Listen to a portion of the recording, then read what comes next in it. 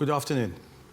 My dear fellow Gibraltarians, His Majesty's Government of Gibraltar has today published the report of the inquiry into the circumstances surrounding the early retirement of Ian McGrail as Commissioner of Police. It is online, fully published, without redactions. It will now be laid and debated in Parliament. So let me be clear. His Majesty's Government of Gibraltar welcomes the findings of the inquiry. I therefore begin today by thanking its chairman, Sir Peter Openshaw, and all of his team for their work. Let me say from the start, we will accept his recommendations in full. We have already started work to deliver on those changes in coming months. Crucially, the report completely exonerates the government from the many spurious allegations made against it. I'm also very pleased that the inquiry chairman has found that I genuinely believe that the then Commissioner of Police lied to me. My reading of the report, therefore, is that it vindicates my position on this crucial issue. My loss of confidence in Ian McGrail had a sound basis. The report finds that I honestly believe that I was lied to my face and in this office by the then Commissioner of Police. That is why I believed, and I continue to believe, that my loss of confidence in Mr. McGrail was justifiable. The findings are clear, and they dismantle the false narrative that Mr. McGrail has circulated for 5 years.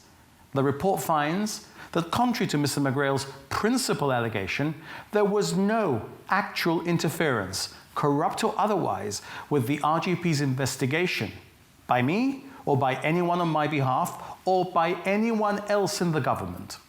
The police officers carried on precisely as had been planned, and the investigation continued without let or hindrance, as the police freely decided. I was never a suspect or a person of interest in that investigation, and the chairman has also explicitly found that there was no evidence that I was consulted on or interfered with the discontinuance of any prosecution. Additionally, the chairman has roundly rejected the suggestion of a corrupt plot to remove Mr. McGrail. The report establishes the truth that Mr. McGrail's departure was not the result of any improper political pressure.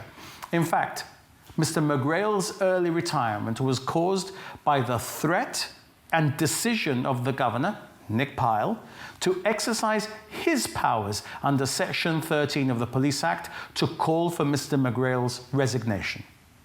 The chairman found that Mr. Pyle's decision was entirely his own and that he was not manipulated by me, which was a central feature of Mr. McGrail's case against me and the governor. Furthermore, the inquiry acknowledges that the governor acted with the full knowledge and advice of the UK Foreign Office. He had provided frequent reports to the FCDO in London.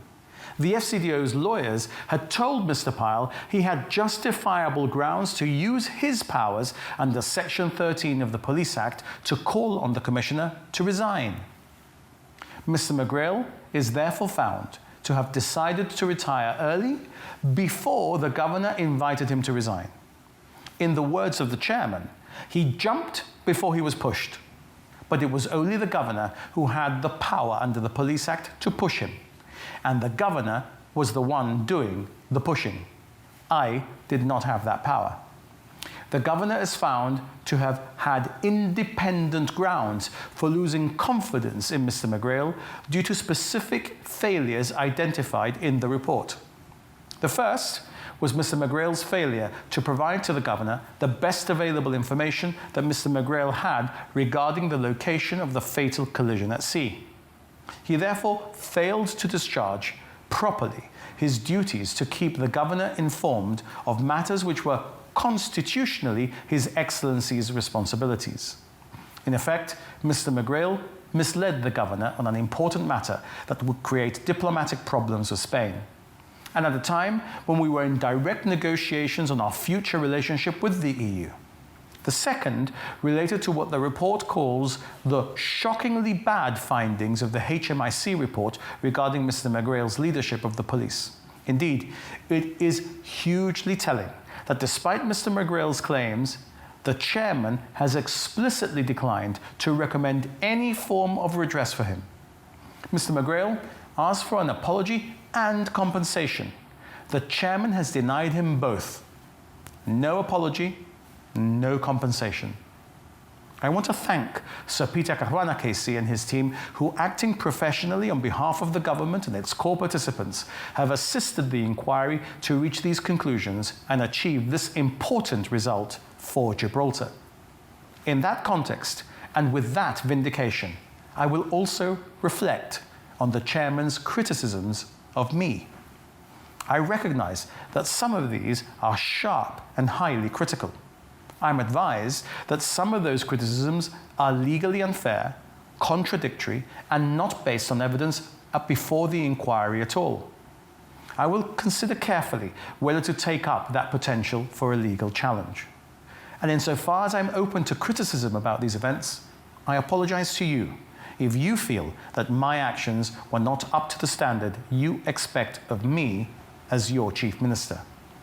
I'm genuinely sorry if you feel I failed you. I always try to give Gibraltar the very best of me.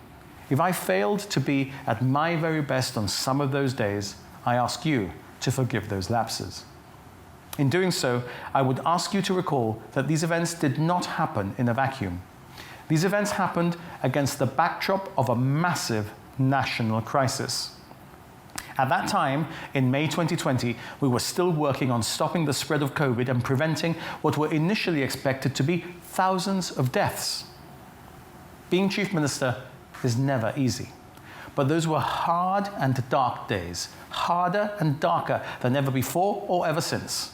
We were worried about the lives of the most vulnerable in our community. We confined our community. We were paying the salaries of thousands not able to go to work because of COVID rules. But we kept money in people's pockets. And I was working to finalize a £500 million, £500 million credit facility to keep our economy going. I was also working to get that facility guaranteed by the UK government. I delivered all of that under great pressure and with great help from officials, because it was essential to kickstart Gibraltar's economy after thousands of people were left unable to go to work.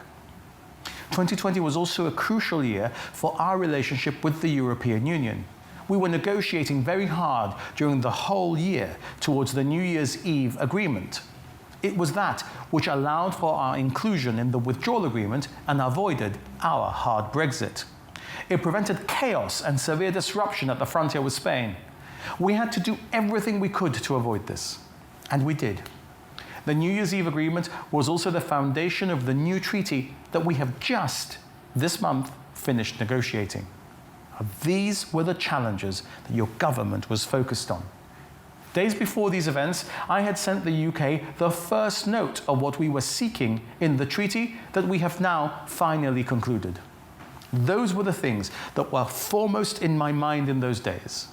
But I fully understand that you expect your government, your Chief Minister, and your public servants to always uphold the highest standards.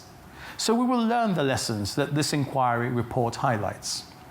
Where it has shed light on weaknesses on how our government works, we will adopt its recommendations on what we must do to strengthen those processes.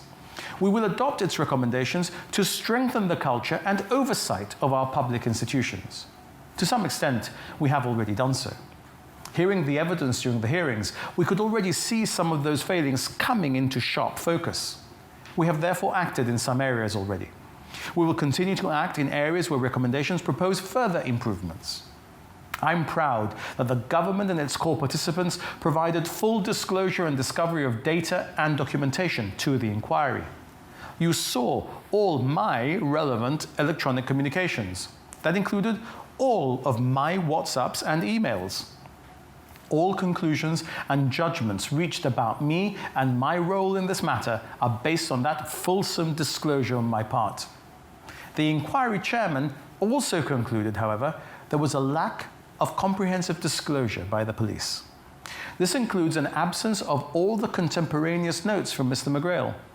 So in relation to Mr. McGrail and the RGP, the inquiry has not been able to consider everything that it should have. This shows that I, for my part, acted as a person with nothing to hide. We did, however, see that Mr. McGrail, when he was Commissioner, was secretly recording meetings with senior officials and some of his senior colleagues. Indeed, this is something that we will need to further investigate in respect of the alleged secret recording of suspects and their lawyers at Newmole House. And the report also exposes serious procedural failings by the former leadership of the Royal Gibraltar Police. It highlights failings in the case related to our national security systems, and it highlights important failings in the operation of the Royal Gibraltar Police under Mr. McGrail.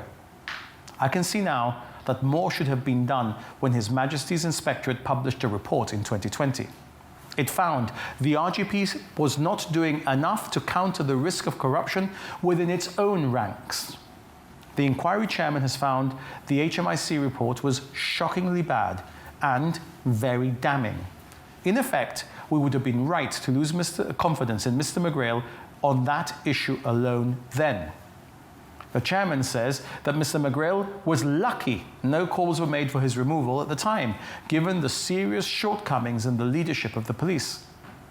I want to apologize to you also for not realizing just how bad things were then at the RGP. In his report, Sir Peter Openshaw also tells us that Mr. McGrail's actions in humiliating senior armed forces personnel caused Gibraltar great damage in our sacrosanct relationship with the United Kingdom and our armed forces. That was also unforgivable. Again, we were in the thick of COVID, and this damning indictment of Mr. McGrail was lost in the fog of that crisis. But it will be striking for you to note that the inquiry report makes more recommendations for the RGP to improve than any other organisation or person named in the report. That, in itself, tells a story. It vindicates that your government is already working in partnership with His Excellency the Governor and with the new Police Commissioner and with the GPA for the reform of police governance. I want to thank the current Commissioner, Owain Richards, for his commitment to that reform. I am confident that under this new command, the force has turned a page. The whole community can start to have full confidence in the RGP once again. Confidence in our institutions was at the heart of this inquiry. I therefore also welcome Sir Peter Openshaw's recommendations for better regulation of Gibraltar's police authority. The fact remains, however, that some in the inquiry have attacked Gibraltar and its institutions constantly and unfairly. Now that the inquiry is over, I ask that my political enemies should now please concentrate their fire on me. They should put the focus on the criticisms of me in this report. In doing so, they should now please leave Gibraltar and its institutions and its people out of it. We can debate whether or not this inquiry was at all necessary. It has not been cheap, costing us taxpayers over £8 million at the last count. So it must result in recommendations making our institutions stronger and our governance even more effective. I expect robust public debate around the criticisms in this report. This will just show that Gibraltar is a jurisdiction that is a mature and open democracy, as did my decision to convene the inquiry in the first place. For me, when you're the subject of criticism, you don't hide or give up. You face the music. You learn the hard lessons, and then you move forward. But the vital business of our nation and our people cannot falter. We must move forward. And I've heard this message from my colleagues. And most importantly, I've heard it loud and clear from you, the people of Gibraltar. You want the page turned. You want the work done. After all of these years serving as your Chief Minister, I have learnt that leadership is about not being infallible, but about being resilient. If you live your life in the arena of action, you make mistakes. But if you serve with your heart in the right place, you do not let the mistakes break you. You use them to gain perspective. You steel your resolve, you change, and you push ahead. And I tell you today, with renewed strength and clarity, this has never been more important. My fellow Gibraltarians, we have our history to write and our future to secure. I have a great deal that I must accomplish with you and for you in the critical months left of my time as your Chief Minister. Gibraltar is at a pivotal moment as we finalise the UK-EU agreement. It will protect legal certainty, it will protect Gibraltar's economy, and it will protect our way of life. It's been a long and complex process that I've been proud to lead us through. We now have the result that we wanted. We will continue to work around the clock to get this done. We will publish the treaty text in full and then debate it in our Parliament. You elected me to get the treaty done because you knew how vital a free-flowing frontier is for Gibraltar's future. I will not let you down. You elected me to deliver more homes for our people. I will not let you down. You elected me knowing I would honestly strive to do my best for you at every moment, and I have not let you down. For now, given the date and season, I end wishing you all a very Merry Christmas with your loved ones and a healthy, happy, and prosperous 2026. Good afternoon, and thank you for joining me.